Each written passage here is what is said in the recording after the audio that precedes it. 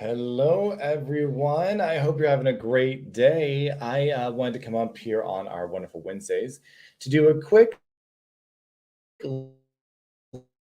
little, yes, because I wanted to be able to actually share something with you guys to keep us consistent on part of my nonprofit insight, right? So what we're trying to do here is give you guys an idea of some of the nonprofit basics for investing and how nonprofits work, because there's a lot of miscommunication or misunderstanding on what it is to be a nonprofit, right? And how they can actually work, especially when it comes to real estate and investing. So what's going on here? So we're going to go ahead and start talking about some of that now. It should not be that hard. It should be pretty easy to understand. But go ahead and get your pen and paper out. This should take about 12 minutes, I think, if we do this right. And we'll have some good times with it. Hello, RB, my dear. How are you? I'm glad to see you. I know. I saw you open a room. I'm only here for 2.2 seconds. You have no idea. Girl, I'm amazed you made it. I'm surprised you were here for 2.2 seconds and you flew back to New York.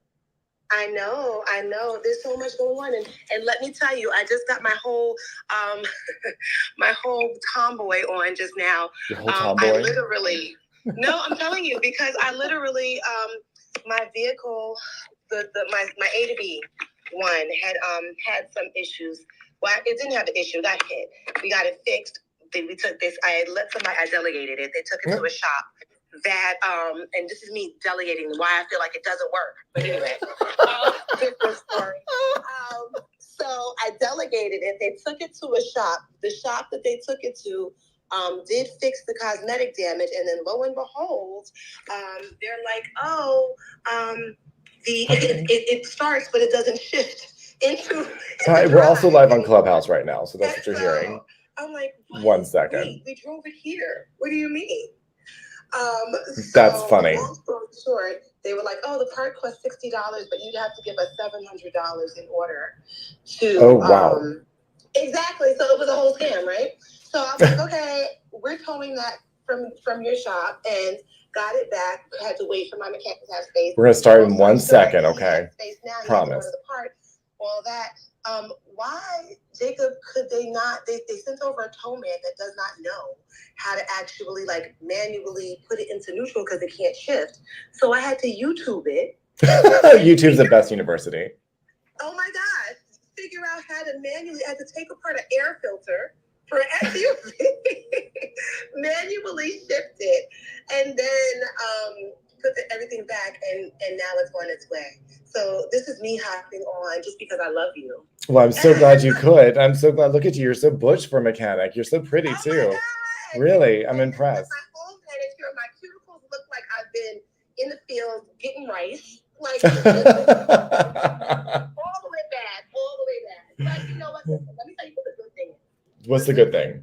When you talk about prepping for 2023, and when you talk about how you kind of want to move forward, being solution-minded, having a solution mindset is super important. Because without that, a situation like that could have definitely thrown somebody's whole day off. If not, the whole thing could have been a fiasco.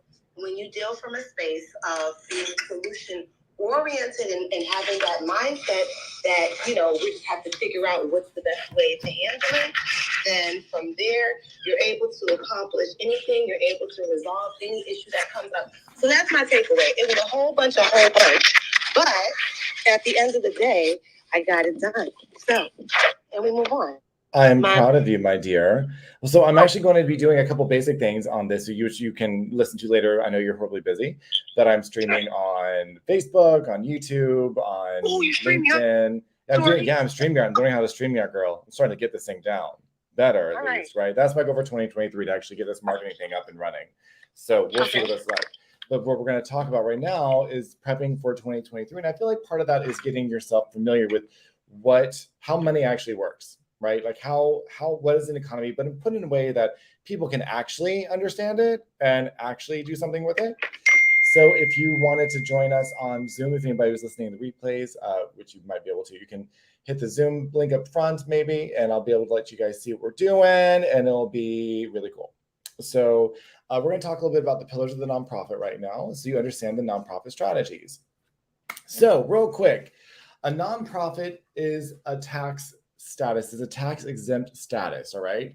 So to be tax exempt under section 501c3 of the IRS code, you must exclusively operate for the purposes set forth in your 1023 form, right? And in other words, you have to do what you're going to say you're going to do on behalf of the community, period, right? It's about being community. None of its earnings are allowed to benefit anyone in the organization over anybody else in the community. So in other words, in a traditional for-profit, the CEO can get a bonus, can take home the profits, no problem, that's their business. But in a nonprofit, if that were to happen, that's called private inurement, because that individual or that CEO benefited over the rest of the population. And that, my dears, is how you end up in an orange jumpsuit. And let's be very clear, I look good in lots of things, but orange is not my color. I don't care if you do think it's the new black. For me, the new black is still black. Okay, I look good at slimming. I'd rather keep it that way. Okay, you thought I was going to go somewhere else with that, didn't you, girl? Anyway, so we have that. You never know with me. It's a fair statement. All right, so the thing I want to talk about first, nonprofit ownership. Who is it owned by? Yes, the public. It's community-based and community-focused, right? Now, we are, as a nonprofit, sustained by taxpayer dollars, which means that the money that comes to us comes from taxpayers directly. That's how we sustain ourselves. So that's why everything that's done by a nonprofit has to follow market value. Why? Because the market value is the public value. It is not a private value.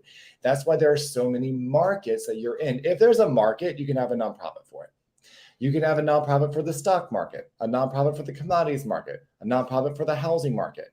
But you have to follow that market, because if you do anything that's outside of that market, it is falsely manipulating the market, in which case it's considered fraud. And we don't want that either. So you have to follow that market value. If you follow the market value of whatever you're looking at, say we're looking at housing, and the market says, okay, we want this property right here is valued at $500,000. Well, that means the nonprofit is able to buy that property for up to, but not more than, $500,000, because the value is determined by the market. So it really does keep you from overpaying when you're a nonprofit in this current environment. So you want to make sure you know how to leverage that properly.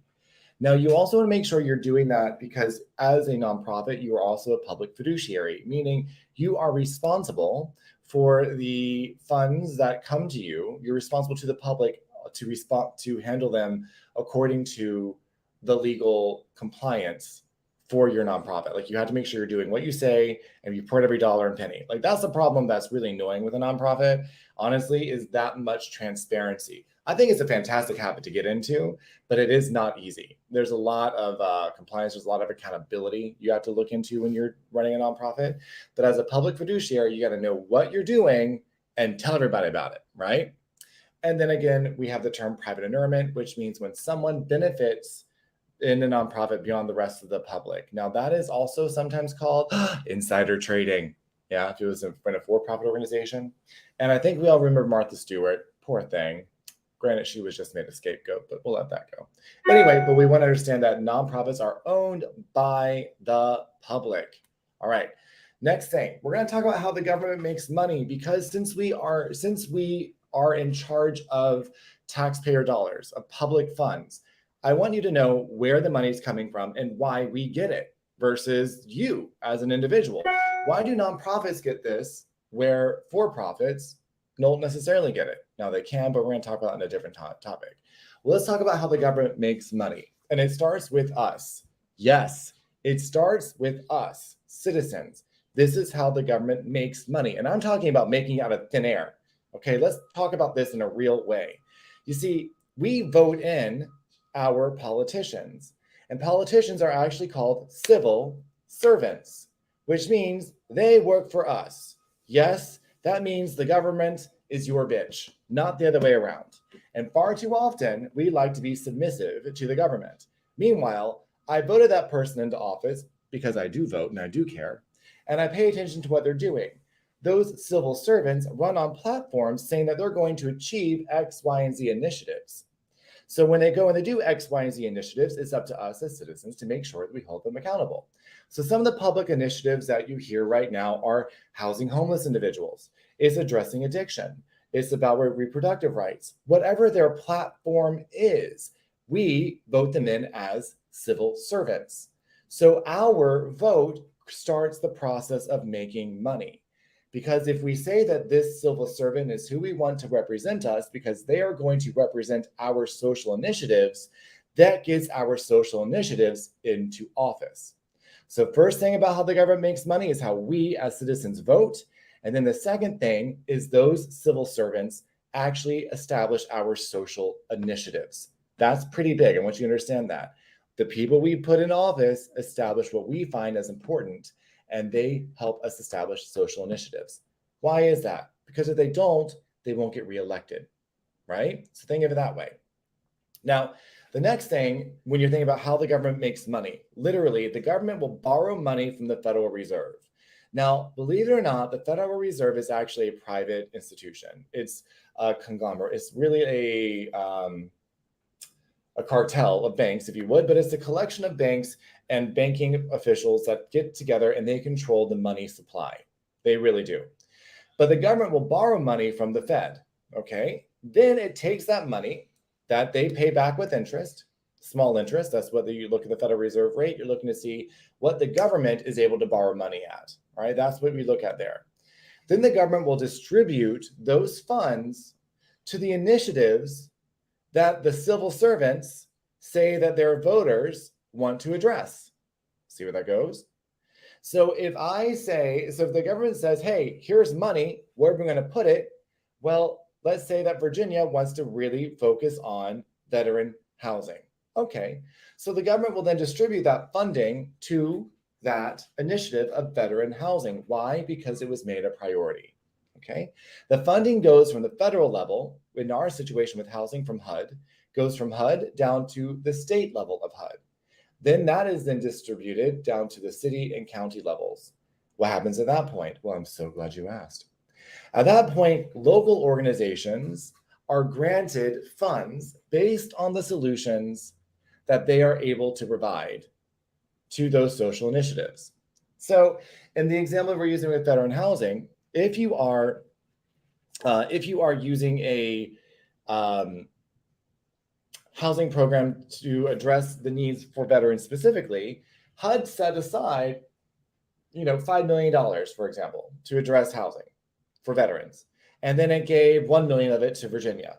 Okay, and now you're in Richmond, Virginia, and they're going to give you $200,000 for veteran housing. Well, now that $200,000 can go in the form of grants to local organizations. Now, keep in mind, the government is a business. It is a business, right? But if any one citizen benefits over anybody else, what happens? Fraud, insider trading, big issues, blah, blah, blah, blah, blah. So it has to be, these grants go to nonprofits because still at this point, no one is benefiting over anybody else. Now, the thing is, nonprofits, the boots in the ground, the people who are there to provide solutions, they are allowed to contract or hire other organizations that are also for-profits. So my nonprofit organization that I run can hire other professionals and pay them their professional rate at market value. That's the big thing. You have to keep market value. That's one thing you want to understand. Now, after the money goes from the federal government to the state government to the city and county, and now it goes to you as a housing provider, as a nonprofit, and then it goes to actually contracting for your for-profit organizations. At that point, those funds that get sent down to that for-profit organization is now taxed again. And those taxes are used to replenish the funds and pay back the loan the government took for the Federal Reserve. Kind of interesting. Hopefully that made sense to you. So in summary, what I want you to take away from this, and you can watch this a few hundred times, that's fine. It's my way of trying to make it simple, okay? But things you want to remember, the government is a business. It controls the usage of money, like who gets to use it. The supply of money is controlled by the Federal Reserve. The use of money is controlled by the government. It uses the tax dollars to fund initiatives which are established in priority based on citizen vote. citizen voice. All too often, so many of us as citizens don't use our voice, which is why we have a problem. So we forget that we're the ones that have the power. The citizens need to step up to address local community needs. So if you see something, say something, make it public and address it. Be an active member of your community. And then at the very end, you remember that the funds, when they finally come down to the end users, that's when they're taxed again. And those expenses are passed on to the taxpayer yet again. So I hope you found that interesting. We're going to keep on with these conversations throughout the weeks. These are going to be done on Wednesdays. I try to come on at 12:45 and talk about these things. We do stream live on several platforms, so please take your time to watch and share. And if you have comments, please comment below. I'd love to hear what you're able to do. Follow us on all social media. I'm on YouTube. I'm on Facebook, Instagram. We'd love to see what you got to do. And also, if you find this valuable, please check out our nonprofit at SherlocksHomes.org. That is SHERLOCKS.LOCKS. I don't know what I'm doing. It is SHERLOCKSHOMES.org. Oh my God, why did that take so much brain power? That it really did. So go ahead and check us out, see what we're doing to address youth homelessness, and let's make this world a little better for all of us.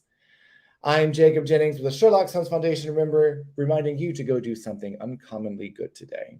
I'll talk to you soon, guys. Bye.